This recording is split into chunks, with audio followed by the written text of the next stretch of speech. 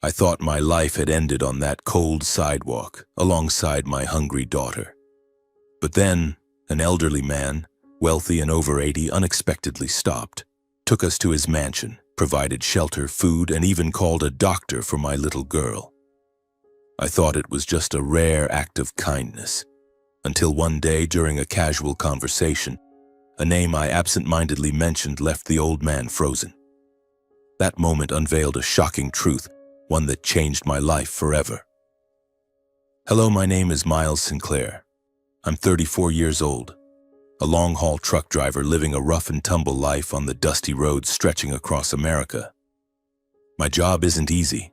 Endless days, restless nights, sleeping in the truck's cabin, the smell of diesel and the roar of the engine as my constant companions.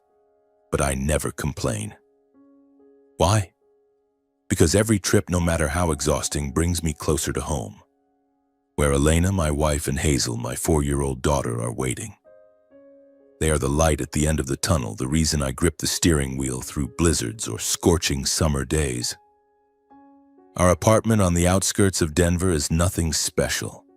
It's a tiny place with peeling paint on the walls and worn-out furniture that Elena keeps meticulously tidy.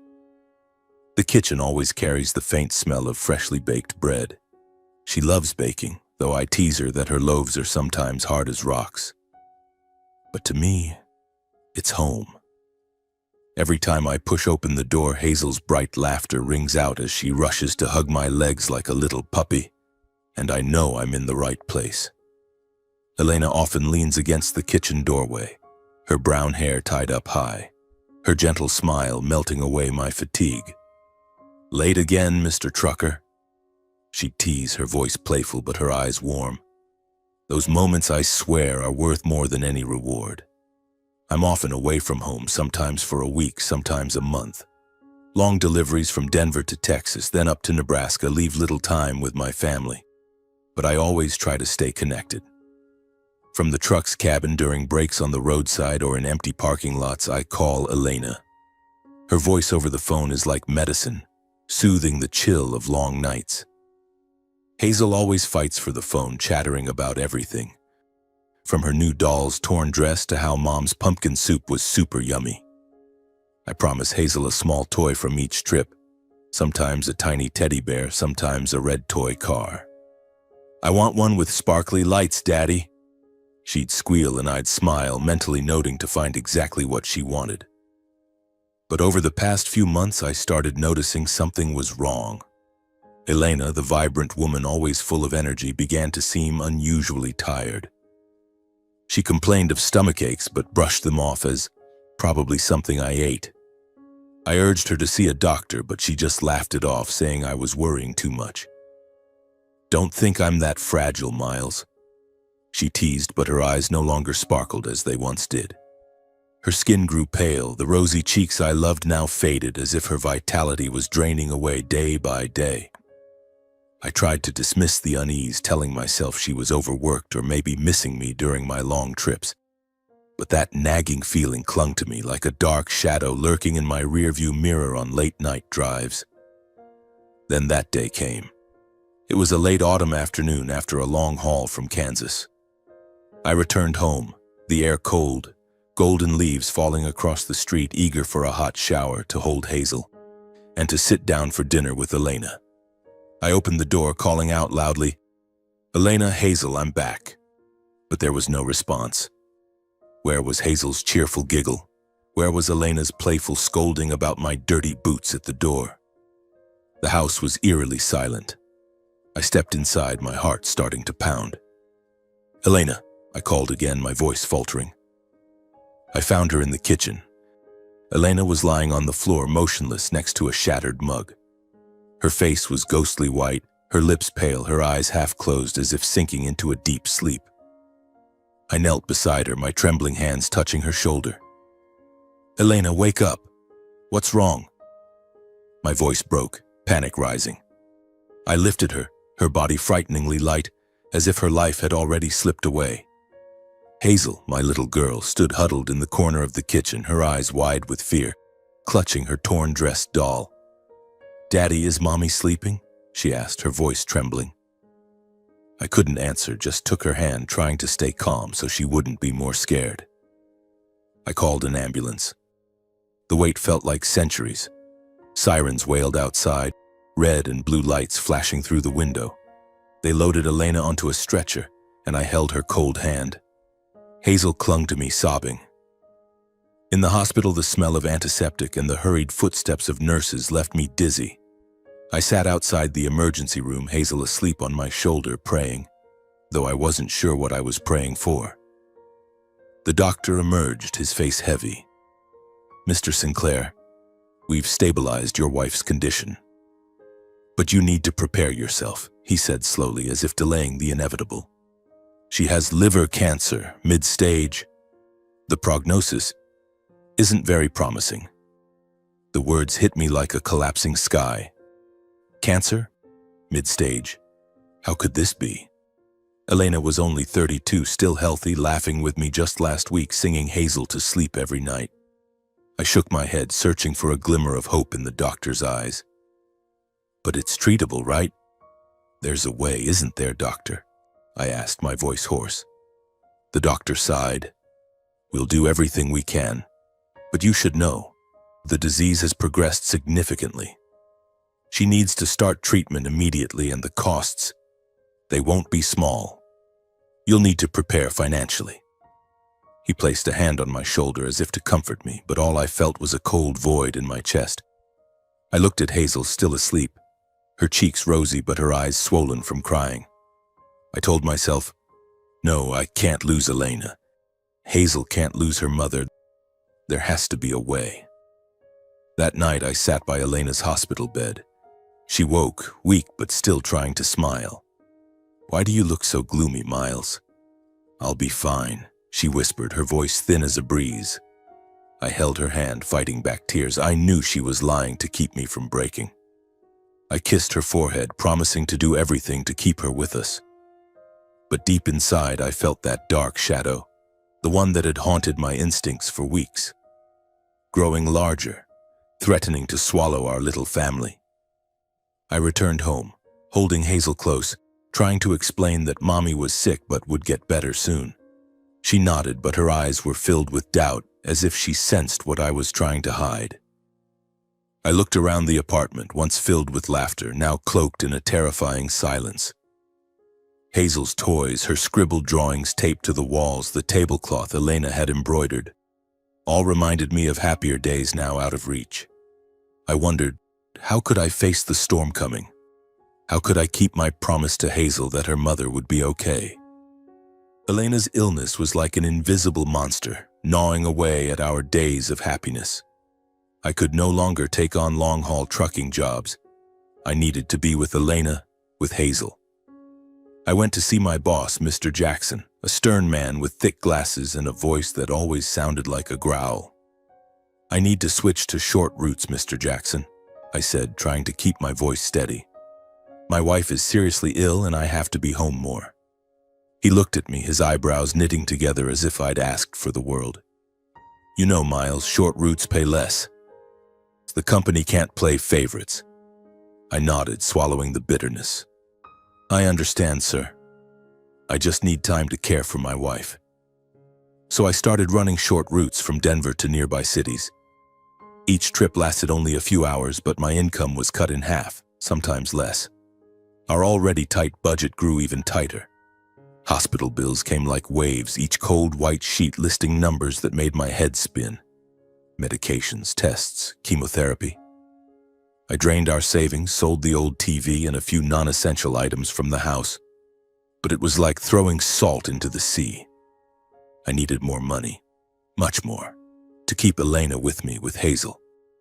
In my desperation, I thought of my parents, David and Stella. They lived a few hours' drive from Denver in a comfortable house in the suburbs of Colorado Springs. I'd never been close to them.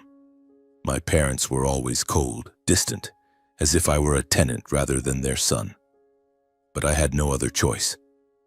I called, my voice trembling as I explained Elena's condition. "I need help," I said, swallowing my shame. "Just a loan. I'll pay it back, I promise." There was a long silence on the other end. Then my father's voice, rough as sandpaper, came through. "Fine, but you'll sign a promissory note.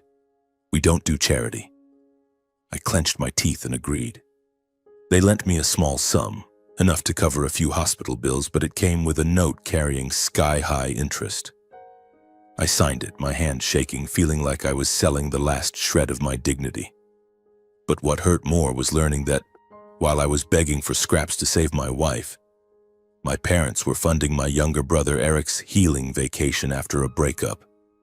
Eric, my 28-year-old carefree brother, had always been their favorite. He didn't need to sign a note or beg. A few complaints and they opened their wallets. He needs a break. Eric's been through an emotional shock, my mother said when I asked, her tone casual, as if Elena's life wasn't worth their concern. I stood frozen in their living room, feeling as though I'd been slapped. "What about Elena? What about Hazel?" I shouted, but my mother just turned away, muttering something about me being too sensitive. My father sat in his armchair, eyes glued to the TV as if I didn't exist. I returned home, my heart heavy. Our small apartment was now steeped in gloom. Hazel, only 4, didn't fully understand what was happening. She only knew her mother spent most days in bed, too weak to play as she used to. "Daddy, is Mommy better yet?" she asked, her big round eyes full of hope. I hugged her, whispering, "Soon, sweetheart. Daddy will do everything he can." But inside I knew I was lying. The treatment costs were piling up like an unclimbable mountain. I looked around the apartment. The dining table where Elena used to laugh, the rug where Hazel drew her pictures, the family photo from the park, and realized I had one last option. I mortgaged the apartment. It was the place that held all our memories, the home I swore to protect. But I had no choice. The bank employee, with a polite but cold smile, had me sign a stack of papers. "Are you sure, Mr. Sinclair?" he asked. I nodded, though my heart felt crushed. I told myself, there's still hope. I have to keep trying. Hazel needs her mother.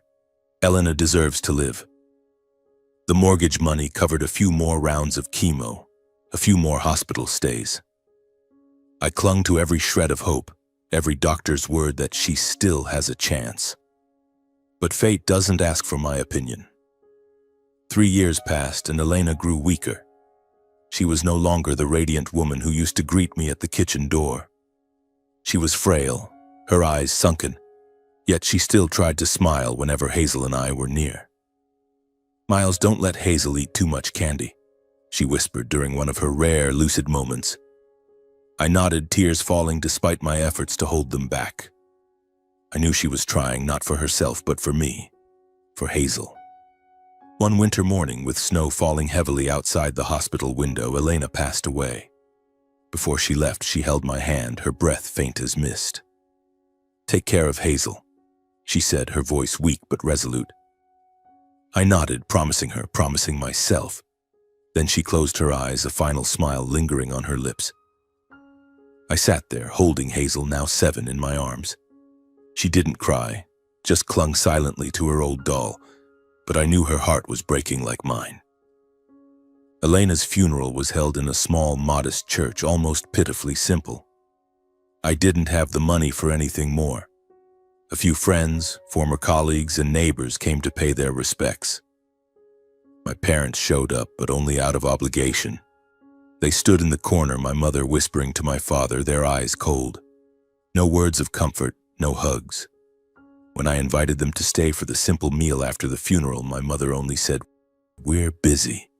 We have to leave early." They walked away, leaving Hazel and me in the empty room, surrounded by flickering candles and unspoken grief. I looked at Hazel, now taller, thinner, her eyes carrying a sadness no child should bear. I hugged her, whispering, "We'll be okay, sweetheart." But inside, I knew I was standing at the edge of an abyss. Elena was gone, the apartment was mortgaged, and debts hung over me like a noose tightening around my neck.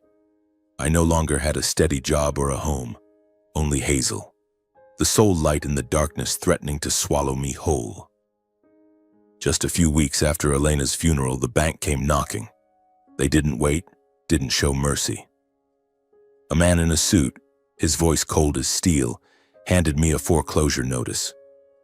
"Mr. Sinclair, you've missed mortgage payments for 3 months," he said, his eyes fixed on the paperwork. I wanted to scream that I'd poured every cent into saving my wife, that I had nothing left but my little girl. But I knew it wouldn't change anything. I nodded, signed the final document, and watched them seal the door of the apartment. The place once filled with Elena's laughter, where Hazel used to run around with her tattered doll. I took Hazel's hand, pulled a suitcase with a few clothes and her toys, and walked out. The door closed behind us, shutting off an entire chapter of my life. I had nowhere to go but my parents' house in Colorado Springs. I clung to a faint hope that for the sake of blood ties, they'd open their arms to me and Hazel. I drove there, Hazel sitting beside me, clutching her doll, silent the entire way. When I knocked, my mother opened the door, her cold gaze sweeping from me to Hazel. "What are you doing here?" she asked, as if I were a stranger.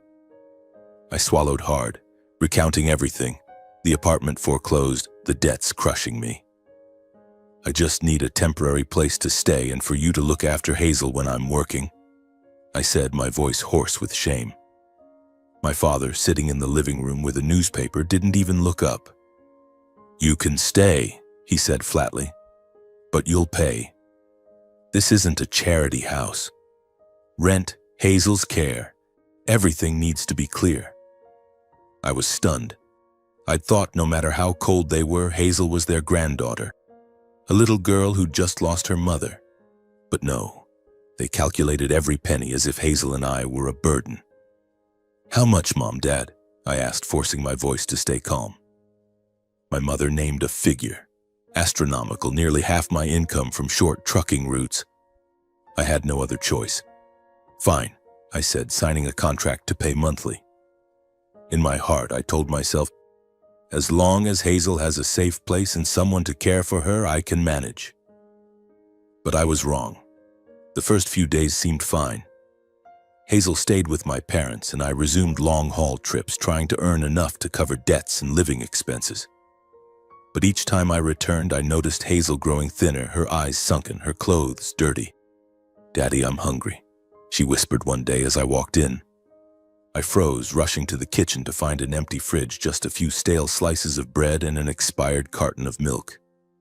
"Where's Grandma, Hazel?" I asked, my heart pounding. She shook her head, clutching her doll tighter.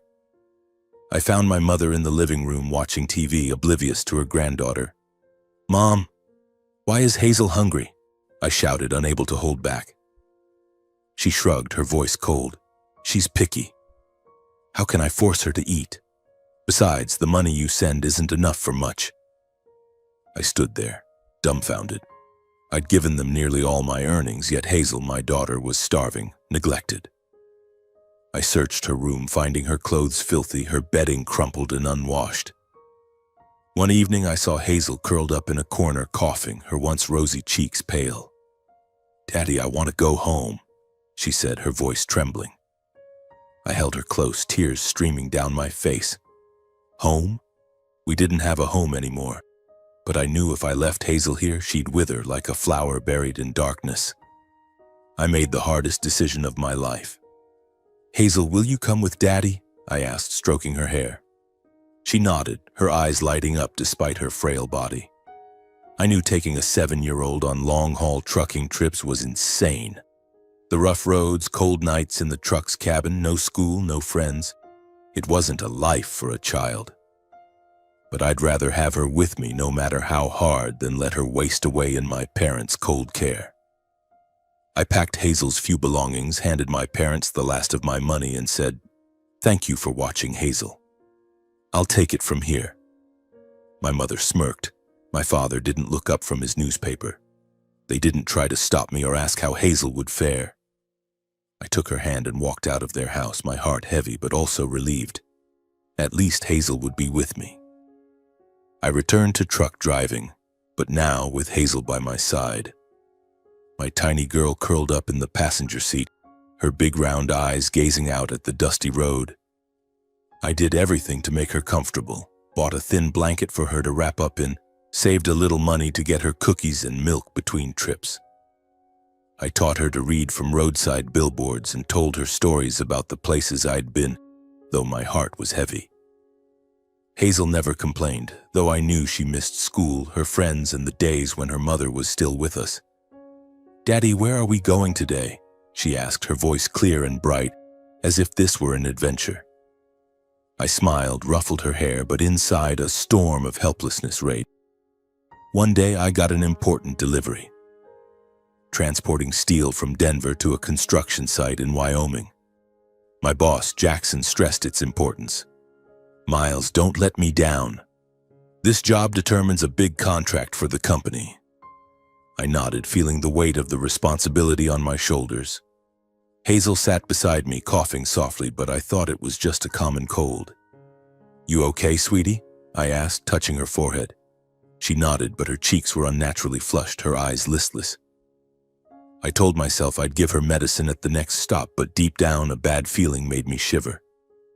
Halfway through the trip, Hazel spiked a high fever. She whimpered, clutching her stomach, sweat beading on her forehead. "Daddy, I'm so tired," she whispered. Panic surged through me. I pulled over, checked her again. Her body was burning, her breathing weak. I couldn't continue the delivery.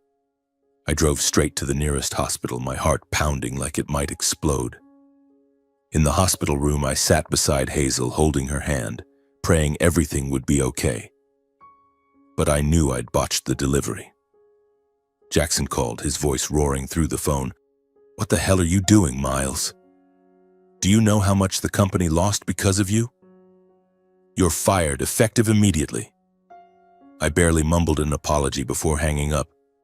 The job, the last thing keeping Hazel and me from the edge, was gone. Then the doctor came out, his face grim. "Mr. Sinclair, your daughter has hepatitis B, likely contracted from someone in the family. It's not critical yet, but she'll need long-term, costly treatment." The words hit me like a collapsing sky. I looked at Hazel through the hospital room's glass window, lying small and frail on the bed, and my heart shattered. I'd lost Elena to illness, and now Hazel was sick. I couldn't bear the thought. But where would I find the money to treat her now that I'd lost my job, lost everything? In desperation, I called my parents again. I knew I was humiliating myself, but for Hazel, I'd beg on my knees. "Mom, Dad, Hazel's sick," I said over the phone, my voice breaking. "I need help, just this once." On the other end, my mother's voice was icy. "Miles, we've helped you enough. Handle it yourself." My father cut in, his tone flat. "Don't call again. We don't have spare cash." I hung up, my hands trembling, feeling abandoned by my own flesh and blood. They didn't ask about Hazel, didn't ask how we were surviving. To them, Hazel and I were no better than strangers. With no job, no income, Hazel and I became officially homeless.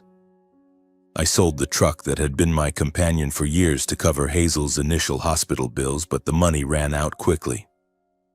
We wandered Denver's streets, sleeping on park benches, wrapped in the thin blanket in the biting winter cold. Hazel, despite her illness and weakness, still tried to smile. "Daddy, where are we going tomorrow?"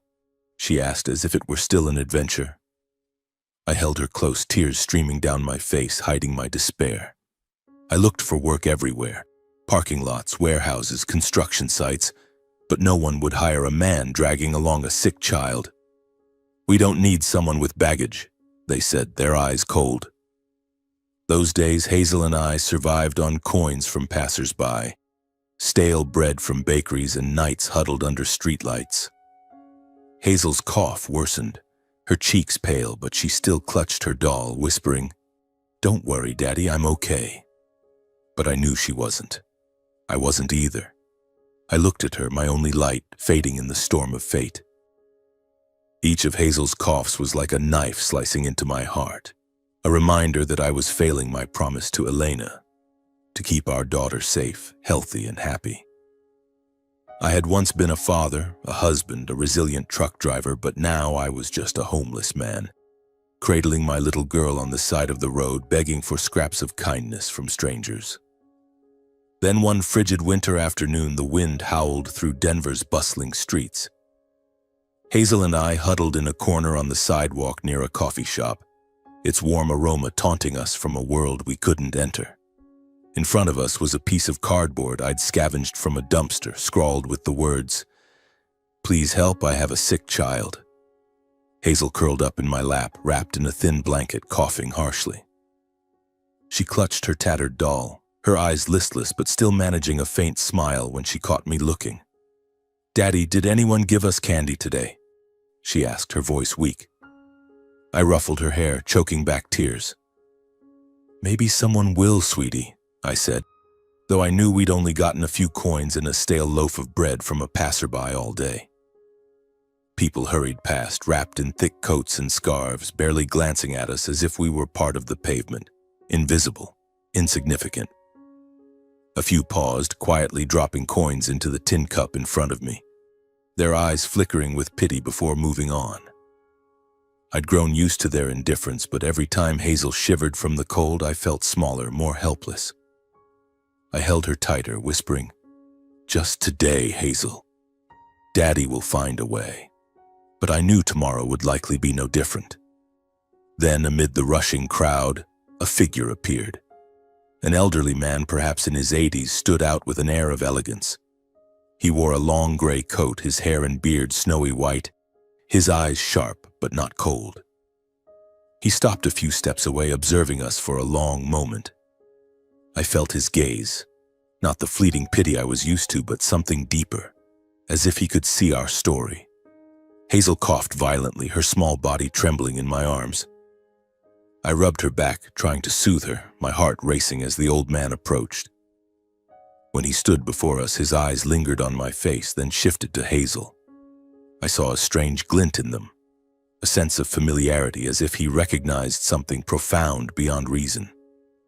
His hands trembled slightly, as if pulled back to a distant memory. You have the eyes of someone I once knew," he said, his voice low, almost a whisper. I didn't understand what he meant, but his gaze sent a shiver through me. Not from fear, but from the feeling that he was seeing a part of himself, a part long lost.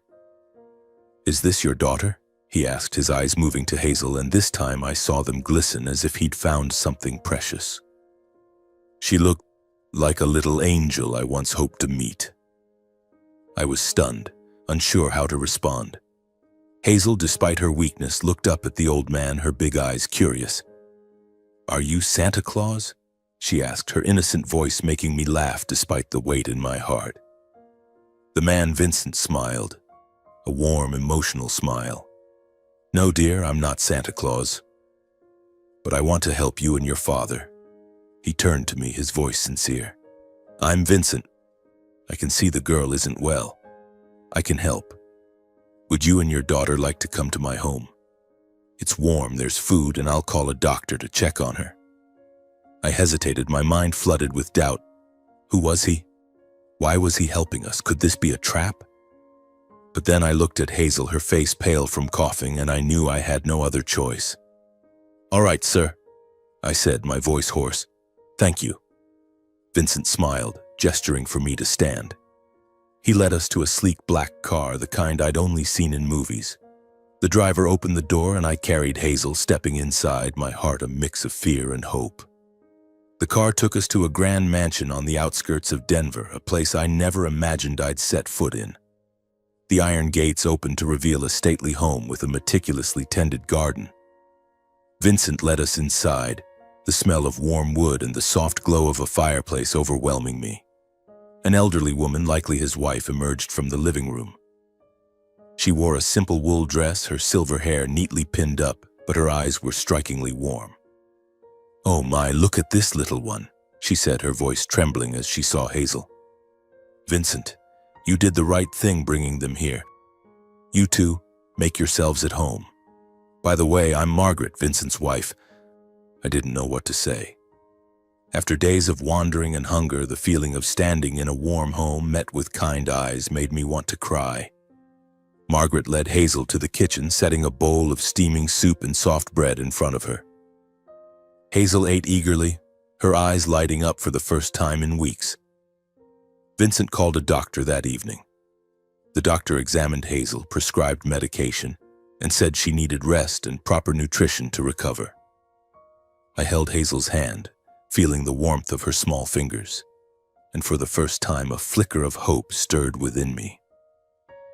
In the days that followed, we stayed at Vincent and Margaret's mansion.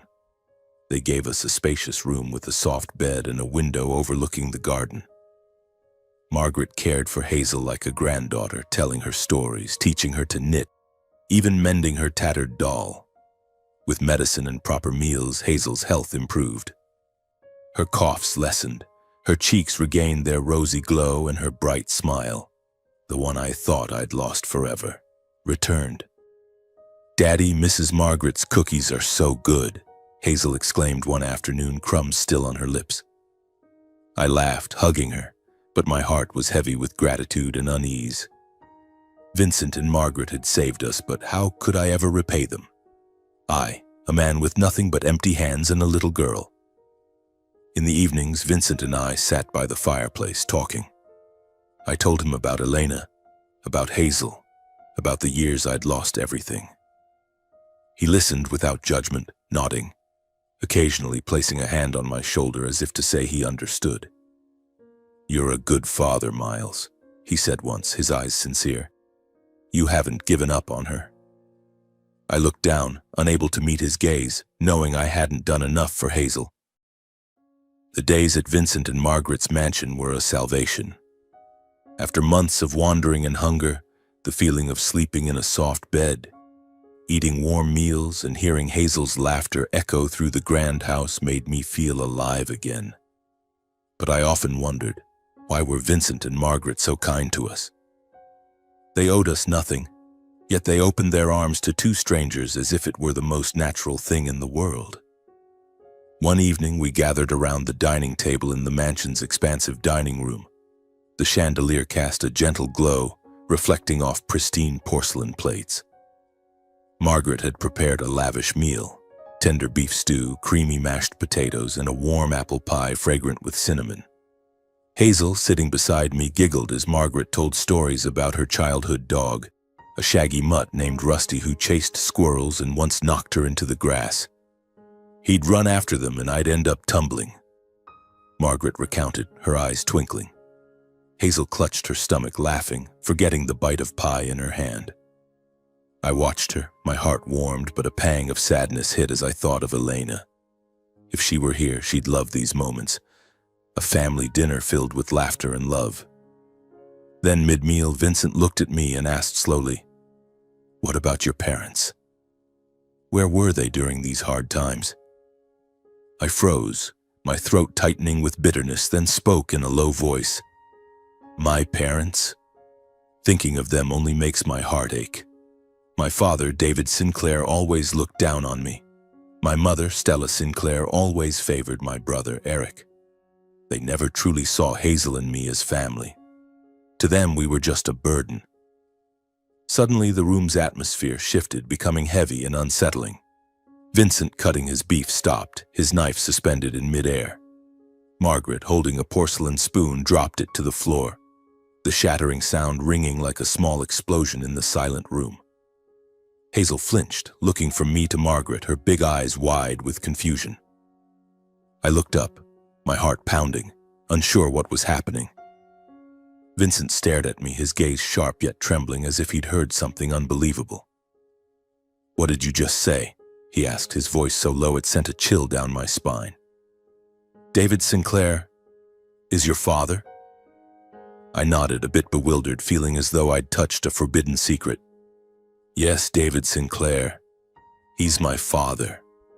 I couldn't understand why that name provoked such a reaction.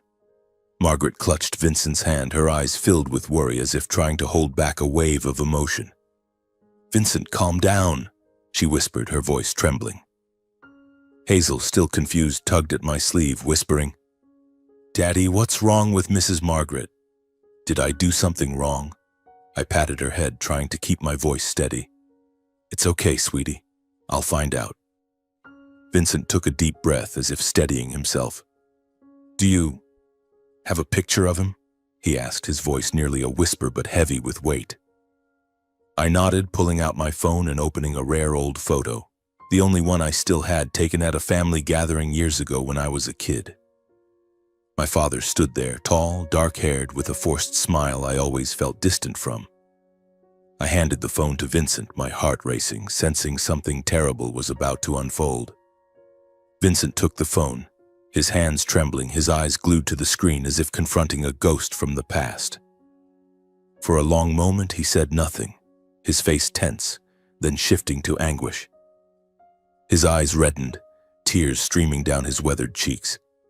"David Sinclair is my son," he said, his voice choked. I sat frozen, feeling the world collapse beneath me. "Your son?" I repeated, my voice faltering, my mind reeling. Margaret, tears rolling down her face, nodded in confirmation. "Yes, David is our son, and you're our grandson." The sound of the shattered spoon still echoed in my mind, but now it was drowned out by my pounding heart, by a truth too overwhelming to bear. Hazel, sitting beside me, looked up at me, then at Vincent and Margaret, her eyes full of questions. "Are Mr. Vincent and Mrs. Margaret my great-grandparents?" she asked, her voice clear but tinged with confusion. Margaret smiled through her tears, reaching to stroke Hazel's hair. "Yes, dear. I'm your great-grandmother, and Vincent is your great-grandfather." Hazel tilted her head as if piecing together the story. I gripped her hand, trying to hold back my tears. I looked at Vincent, searching for words, but my throat felt blocked. "It can't be," I whispered. "My father said my grandparents died. He said they perished in a fire when I was young." My voice trembled with doubt and anger. Memories of David flooded back, fragmented and jagged. I recalled my childhood, asking about my grandparents, only for David to brush me off, his voice cold. "They're dead, Miles. Don't ask again." I remembered his eyes, always avoiding mine, as if hiding something. I didn't want to believe, didn't want to accept that the father who was cold to me and Hazel had woven such a horrific lie. Vincent sighed, setting the phone down, his hands shaking. "That was a lie," he said, his voice heavy with pain. "David fabricated that story to cover his sins." He began to recount, his voice slow but laden with agony, as if tearing open old unhealed wounds. David, their only son, had once been their pride. Vincent had entrusted him with managing part of Everstead Group, the transportation company he'd spent his life building. David was intelligent, ambitious, and Vincent believed he'd take the company to new heights. But David betrayed them. He secretly sold business information to competitors, plunging the company into financial ruin. Worse, he borrowed from loan sharks, using the family's name as collateral, then fled. "He left us to face the consequences of his actions," Vincent said, his eyes red. "We had to sell everything. The house we'd lived in for decades, everything we'd built. Debt collectors threatened us, the community scorned us. David never came back." Margaret covered her face, sobbing. "We looked for him," she said, her voice breaking. "We hired people to search everywhere, but he vanished completely. We had no word of David for decades." She looked at Hazel, her eyes filled with regret, as if blaming herself for the lost years. "If we'd known, we wouldn't have let you and Hazel suffer like this. Oh, Hazel, I'm so sorry." She reached out, pulling Hazel into her arms, holding her tightly. Hazel, not fully understanding, hugged her back, whispering, "Don't cry, Mrs. Margaret. I like being here with you." Her innocent words made Margaret sob harder, and I felt my heart constrict. Hazel looked up at me, her eyes curious. "Daddy, why did Grandpa David say great-grandpa and great-grandma were dead?" she asked, her small voice sharp, as if trying to make sense of the tangled adult world. I shook my head, unsure how to answer. I don't know, sweetie," I said, my voice hoarse, "but Mr. Vincent and Mrs. Margaret are our real family." Hazel nodded, accepting the truth with childlike simplicity. She turned to Margaret, hugging her tighter, and whispered, "Great-grandma, can I call you Grandma Margaret?" Margaret smiled through her tears, nodding. "Of course, dear. I've wanted that for so long." Vincent watched, his eyes glistening with both pain and joy. I sat there, my mind reeling. Everything I knew about my father, David Sinclair, was a lie. The man who abandoned Hazel and me, who calculated every penny when Elena was sick, who let his granddaughter go hungry, was worse than I'd thought. He wasn't just a cold father. He was a traitor to his own family, willing to craft a fictional story to hide his guilt. Anger surged within me, a fire burning in my chest. I wanted to scream, to confront him, to ask why he could be so cruel. But at the same time, I admired Vincent and Margaret. They'd lost everything: their son, their wealth, their honor. But they didn't break. From a meager remnant, they'd rebuilt Everstead Group into a reputable transportation company at the cost of years of loneliness and pain. After dinner, as Hazel fell asleep on the sofa, clutching her doll and the blanket Margaret had knitted, Vincent and I sat by the fireplace. Margaret brought tea, setting it before us, then sat beside Vincent, holding his hand. "Miles," Vincent said, his voice low but firm, "I know this truth is hard to accept. It took me years to come to terms with David's betrayal. But I want you to know I won't let you and Hazel suffer another day. You're my grandson. Hazel is my great-granddaughter. We're family, and family doesn't abandon each other." I bowed my head, tears streaming down my face. "I don't know what to say," I whispered. "I thought I only had Hazel, that I had no family left. But now, I just want to thank you both for saving Hazel, for giving us a place to call home." Margaret stood, hugging me as she had Hazel. "Miles, you don't need to thank us," she said, her voice warm. "Finding you and Hazel is the most precious thing to us. We lost David, but we found you too." The following morning, I sat at the breakfast table with Mr. Vincent, the early sunlight streaming through the window, illuminating the warm kitchen. Hazel was out in the garden with Mrs. Margaret, giggling as she was taught how to water the flowers. I took a deep breath, set my coffee cup down, and said, "Grandpa, I want to meet my father, David. I can't let him live in peace after what he's done. I want you to come with me." Mr. Vincent looked at me, his gaze sharp but unsurprised, as if he had already anticipated my intention. He was silent for a moment, then nodded. "All right, Miles. I need to face him too, even if it's just one last time." His voice was low, carrying a resolve I had never seen before. I sensed the pain in him, but also the determination of someone ready to close the chapter on the past. We set out on a cold afternoon, the sky gray and foreboding, as if a storm was brewing. I drove with Mr. Vincent sitting beside me, his hands gripping his wooden cane tightly, his eyes staring into the distance.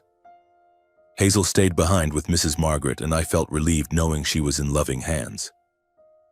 The road to Colorado Springs was familiar, but this time each passing mile made my heart pound harder. I pictured David's face, his forced smile, his cold eyes, his dry voice as he refused to help me and Hazel. Those memories, like old scars, throbbed with pain. I glanced at Mr. Vincent, wondering what he was thinking. He had lost a son, but was still strong enough to confront him. I wanted to be like him, resilient, unyielding in the face of pain. David and Stella's house was a tidy 2-story home with a white picket fence and a neatly trimmed lawn. It was a symbol of the stable life David always boasted about, a life built on lies and betrayal. I parked in front of the gate, took a deep breath, and tried to suppress the anger surging within me. Mr. Vincent stepped out, his movements slow but dignified, his wooden cane tapping rhythmically on the path. I knocked on the door, my heart pounding. When the door opened, David stood there, still tall, his hair now streaked with gray, but his eyes as cold as I remembered.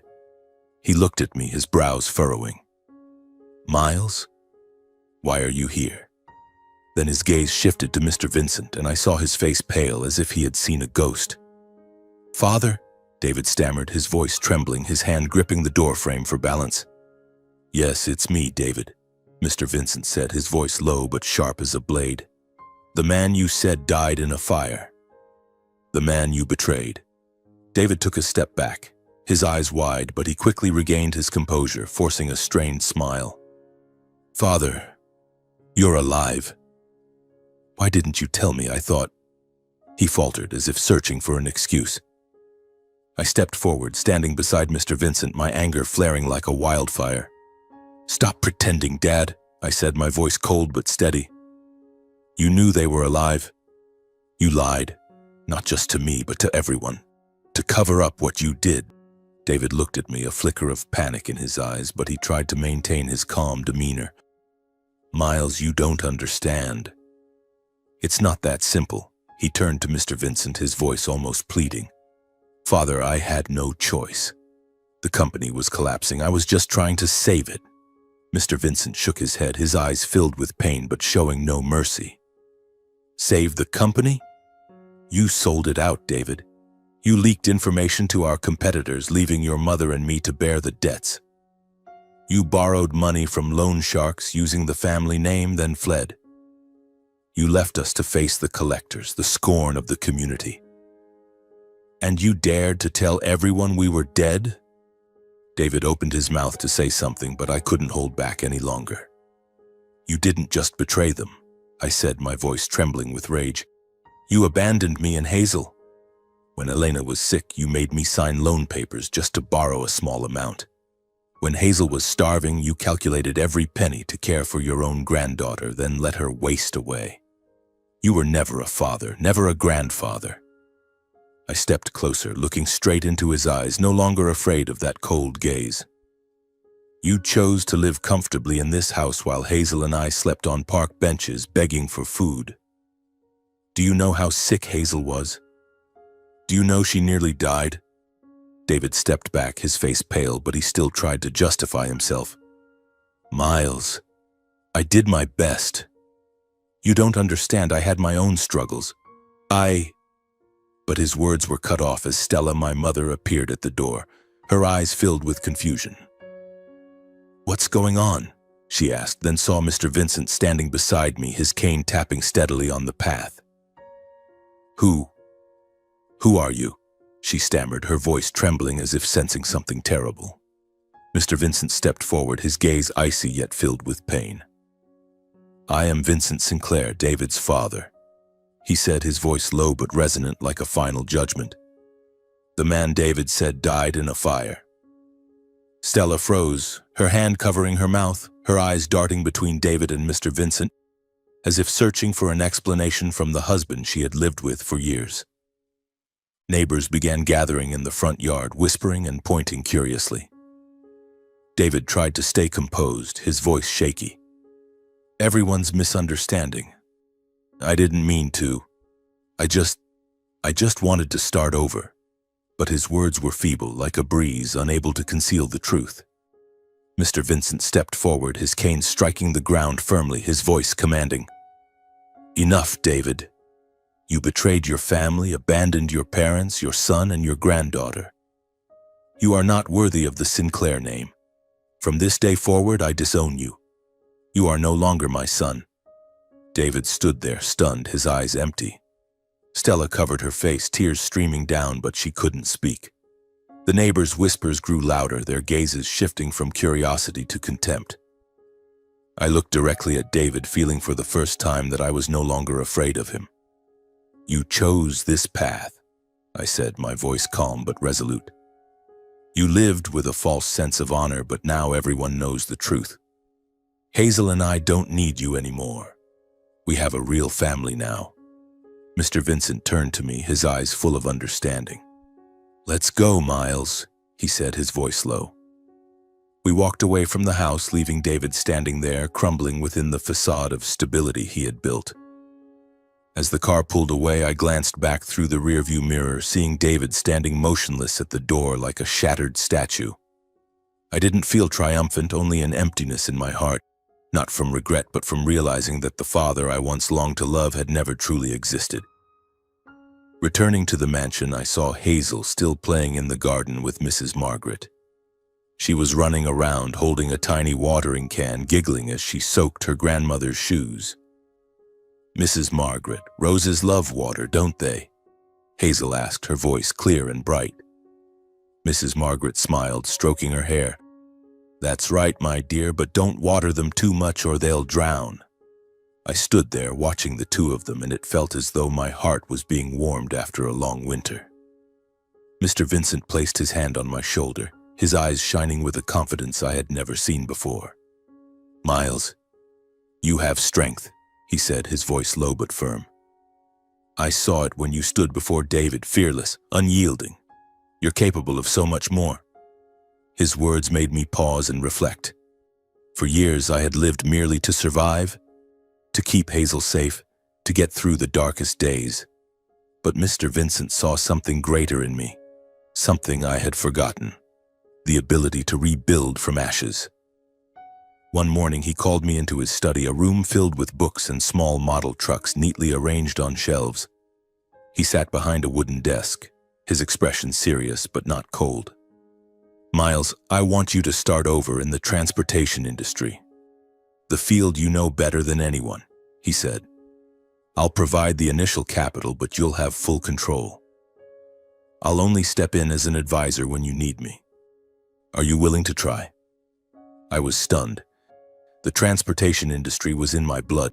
Years of gripping the steering wheel, navigating endless roads, had taught me everything about patience and perseverance. But starting a business, managing a company? I was just a driver with no degree, no business experience. "Grandpa, I don't know if I can do it," I said, my voice hesitant. "I've never done anything this big." Mr. Vincent smiled, the smile of someone who had weathered countless storms.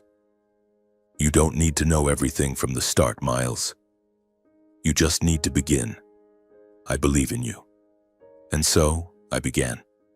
With the capital from Mr. Vincent, I bought 3 old trucks, rented a small office space on the outskirts of Denver, and named the company Sinclair Transport.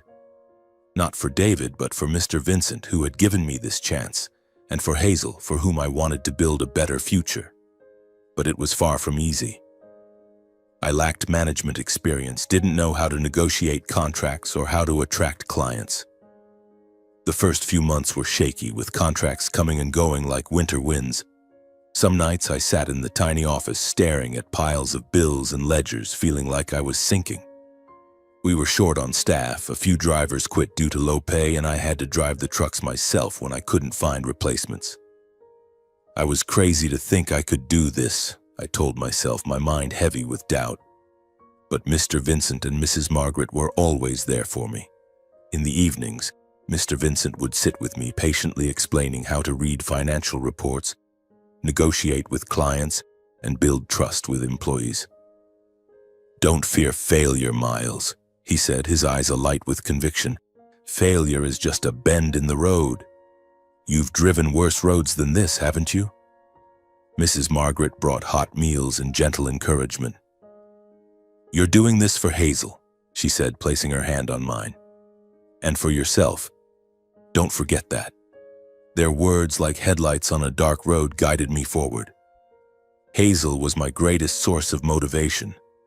Now 8 years old, she would often sit in my small office, scribbling drawings of trucks and endless roads.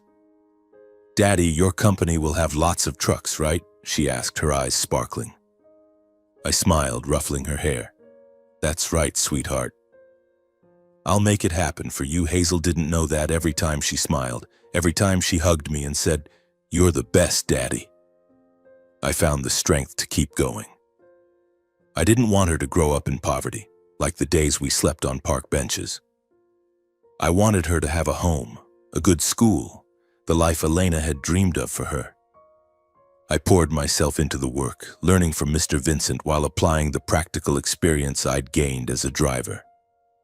I knew what drivers needed: fair rest hours, proper insurance, and respect. I built Sinclair Transport on that philosophy. Treat employees like family. Gradually, loyal drivers stayed, bringing dedication and trust. From 3 trucks, we expanded to 10, then 20. Local businesses began signing long-term contracts, trusting our reliability and quality. Each new contract was a step forward, each new driver a companion on the journey. After 3 years, Sinclair Transport became one of Denver's most reputable transportation companies. I bought a small house, not as grand as Mr. Vincent's mansion, but warm enough for Hazel to have her own room. where she hung her drawings and placed her tattered doll on a shelf. I enrolled her in a good school where she made friends and was loved by her teachers. Every day when I picked her up from school and she ran to hug me, shouting, "Daddy, I got an A in math today," I knew I had achieved what Elena always wanted, a good life for Hazel. One evening, Mr. Vincent visited our new home. He walked in, looked around, and smiled. "Miles, you found yourself again," he said, his voice filled with pride. "I knew you could do it." I took his hand, tears quietly falling. "I couldn't have done it without you and Grandma," I said. "Thank you for believing in me." Mr. Vincent just smiled, ruffling Hazel's hair as she ran around him. And I knew in that moment we were more than just family. We were people who had weathered the storm together. News of Sinclair Transport's success spread quickly through the community. Local businesses recognized me as a reliable partner. Drivers saw me as a fair boss, and neighbors began looking at me with respect instead of pity. I was no longer the man clutching his young daughter, begging on the sidewalk.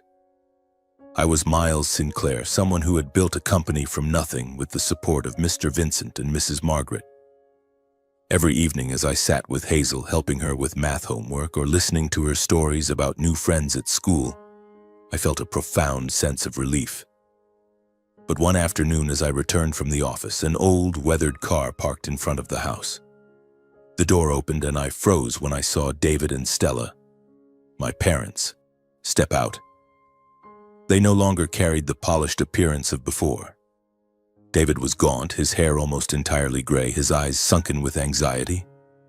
Stella, once always poised and haughty, now looked worn, her hair disheveled, her clothes wrinkled. They stood at the gate, their gazes wavering like lost souls. Hazel, playing in the yard, looked up at them, then ran to me, clutching my hand tightly. "Daddy, are Grandma and Grandpa here?" she asked hesitantly. I ruffled her hair, keeping my voice calm. "Yes, sweetheart. Let me talk to them." David spoke first, his voice hoarse. "Miles, we need to talk." I nodded, leading them into the living room but not offering them a seat. I didn't want them to feel welcome, not after everything they'd done. "What is it?" I asked coldly. Stella glanced around the house, a flicker of envy in her eyes before turning to me, her voice trembling. "Miles, we need your help. Eric's in big trouble." David jumped in, his tone urgent. "He borrowed a lot of money, then scammed some business partners. Now he's fled, leaving us to deal with the debts. The creditors and the police are pressuring us to pay because we co-signed for him. Our house, our assets, everything's about to be seized. You're our son, you have to help." I stood there, stunned. Their words hit me like a punch to the chest, not out of surprise, but because of the cruel irony of fate. Eric, the younger brother they had spoiled, the one they funded for healing trips while Elena was dying, had now turned his back on them, just as David had once abandoned Mr. Vincent and Mrs. Margaret.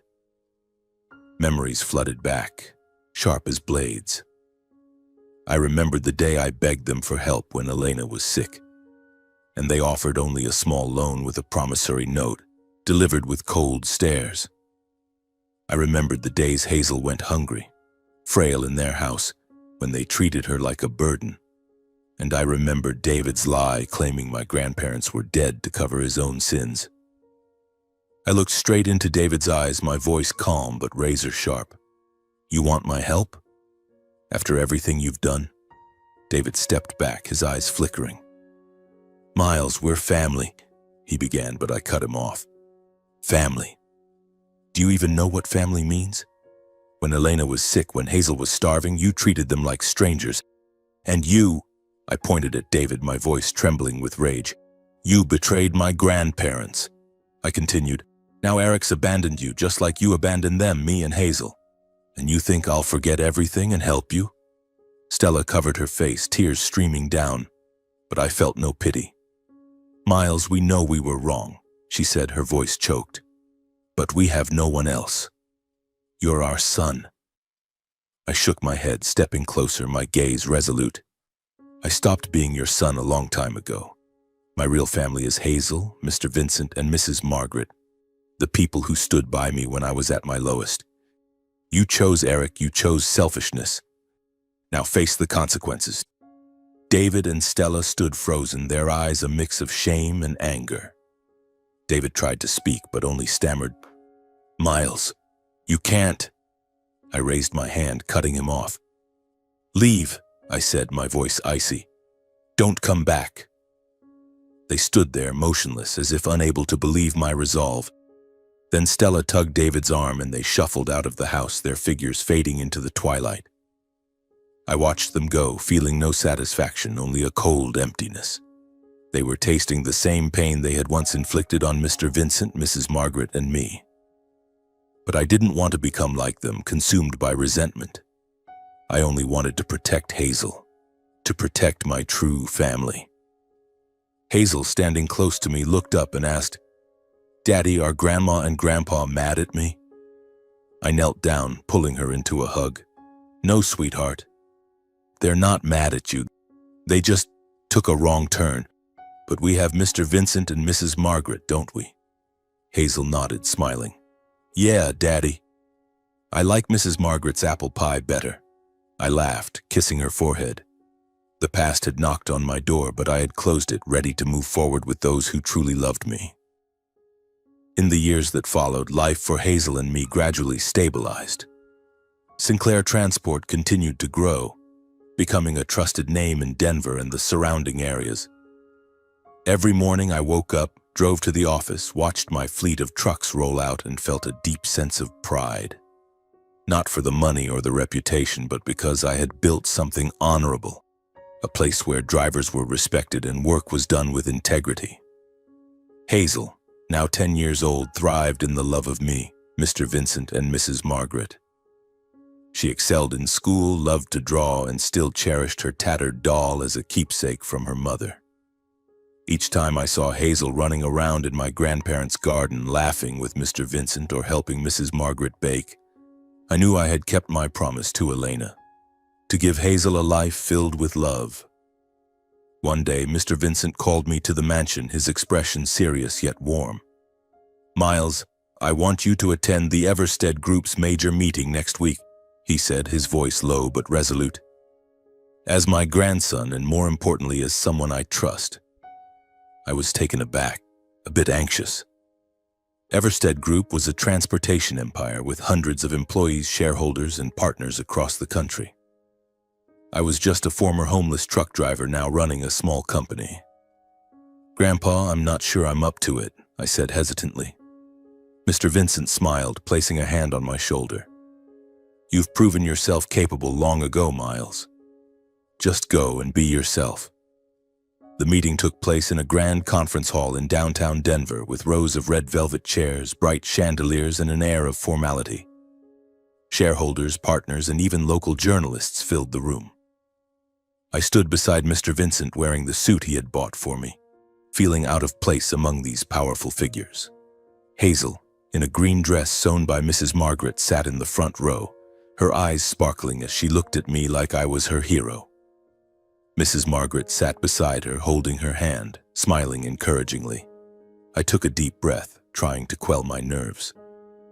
Mr. Vincent stepped up to the podium, his wooden cane tapping steadily, his voice resonating through the hall. "Today I stand here not only as the chairman of Everstead Group, but as a father and a grandfather," he began, his gaze sweeping over the crowd. "Years ago I lost my son, not to death but to betrayal. But fate brought me my grandson, Miles Sinclair, and my great-granddaughter, Hazel." He turned to me, his eyes filled with pride. "Today, I announce my will and succession plan. I am transferring all my assets and leadership of Everstead Group to Miles Sinclair and Albert Carver, my loyal partner who stood by me through the darkest days." The hall fell silent, then murmurs rippled through the crowd. I stood there, my heart pounding, unable to believe my ears. Albert Carver, a middle-aged man with salt and pepper hair, stood and bowed in gratitude to Mr. Vincent. I looked at him, searching for words, but could only nod, tears quietly falling. Mr. Vincent continued, his voice commanding. "Miles wasn't chosen because he's my grandson. He was chosen because he's proven himself through resilience, integrity, and love for his family.